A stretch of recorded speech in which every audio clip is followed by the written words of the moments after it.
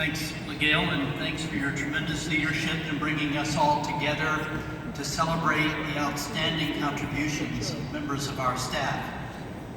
One individual who couldn't be here today, I think, deserves a round of applause. That's David Blassingame, 45 years.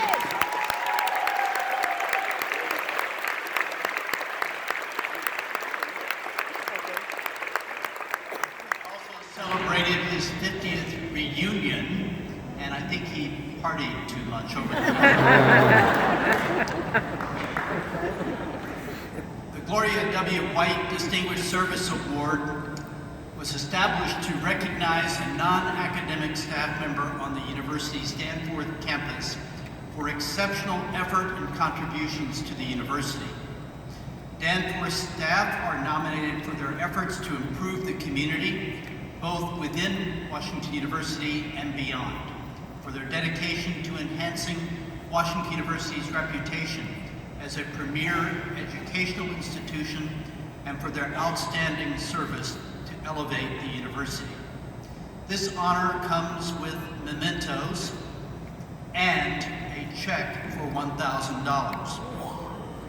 The 2019 Gloria W. White Distinguished Service Award goes to Dr. Thomas Bronk, Director of Mental Health Services for the Habit Health and Wellness Center.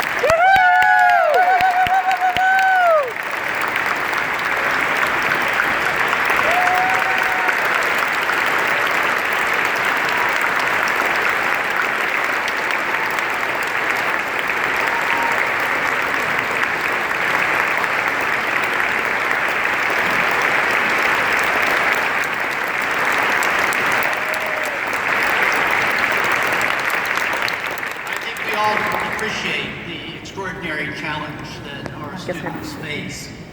As Director of the Mental Health Services Department of the Habit Health and Wellness Center since 2002, Dr. Bronk has led his team with steadfast focus on the emotional wellness of our students.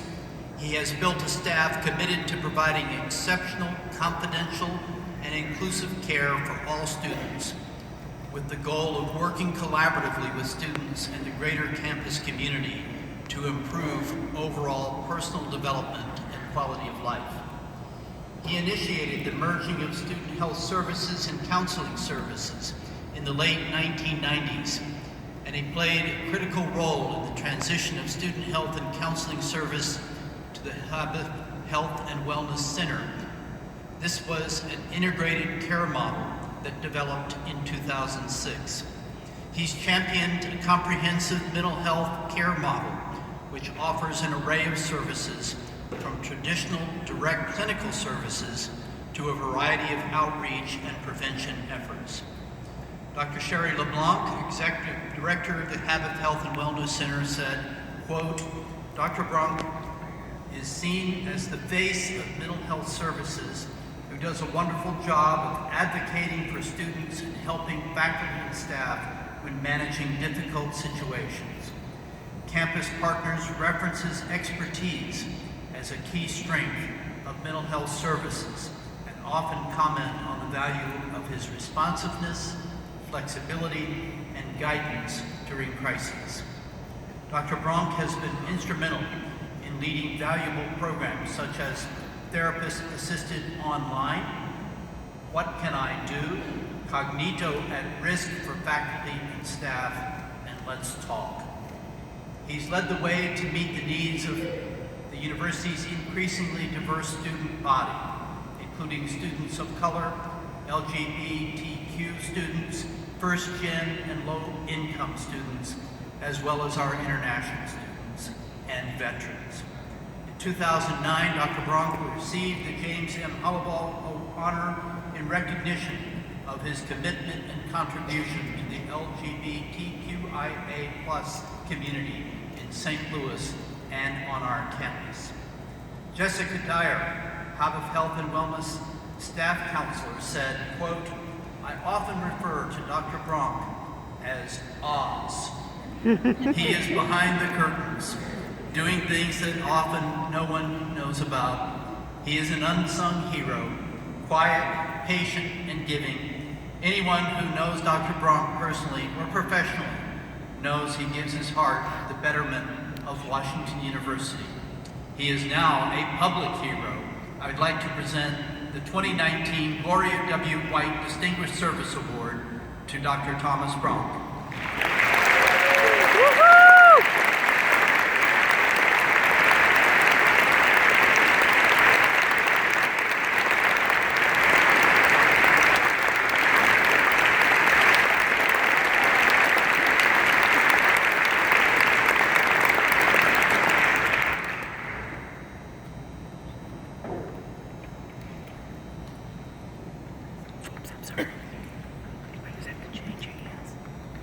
Thank you, Chancellor Wright, and members of the selection committee.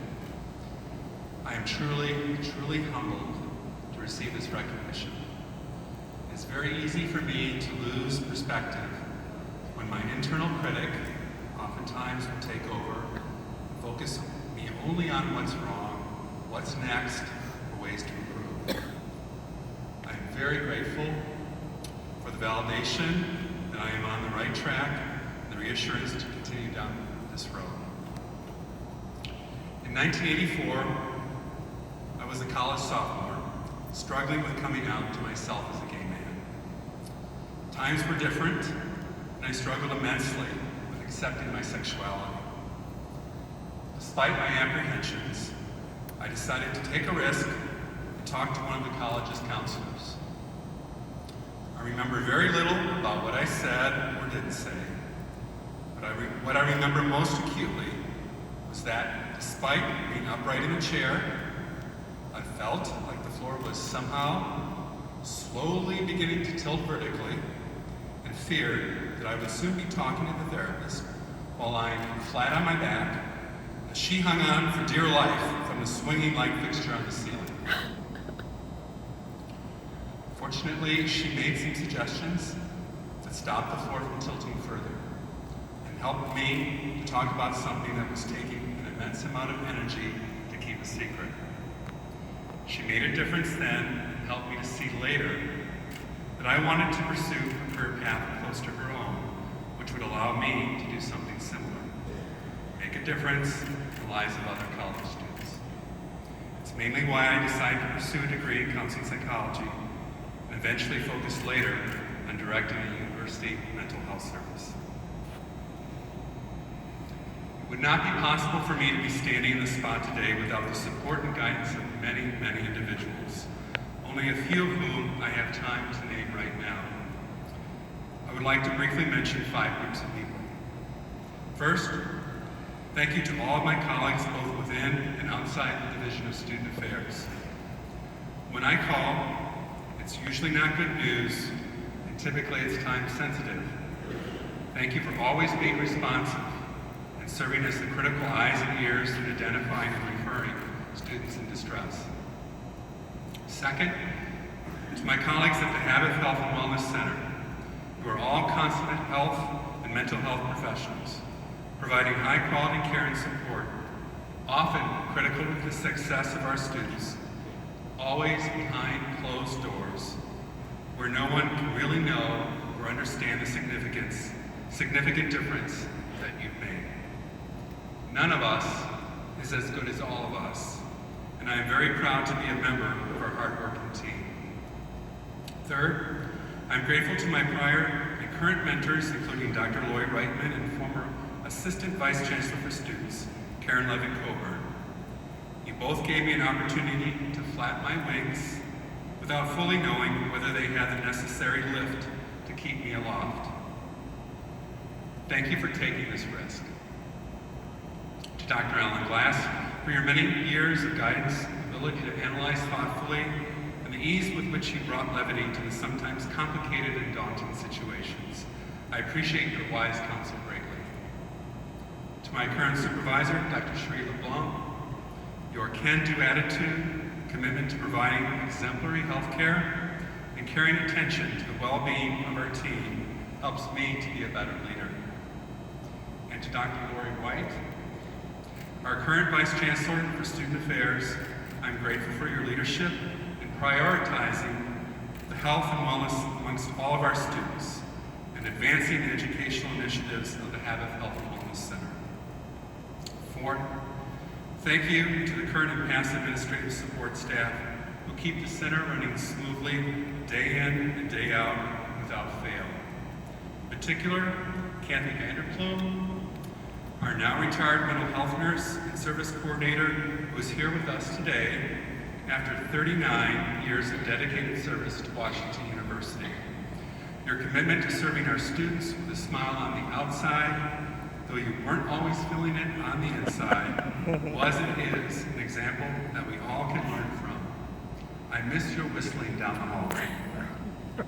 Lastly, to Andy Harbor, my loving spouse, after almost 25 years together, you are my best friend, sage advisor, confidant, and rock of Gibraltar, who has supported me without fail despite my own feelings. Thank you for always being at my side. In closing, it's difficult not to notice how the landscape of college mental health has changed drastically over the past 2 decades. There are challenges before us. Responding effectively and compassionately to these complex issues will require new and innovative approaches. Chancellor Wrighton, our students are so fortunate to have benefited from the university's support and commitment in addressing these concerns during your many years of leadership. WashU has been my one and only professional position. Andy says it's because I don't like to interview. It's probably true. Regardless, I'm very grateful for this award. Thank you for this recognition and the opportunity to serve the university community and our students.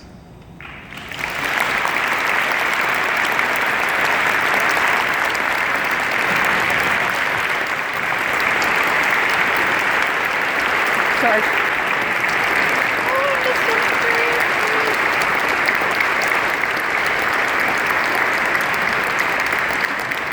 I have 2 other things I'd like to say. Okay. First of all,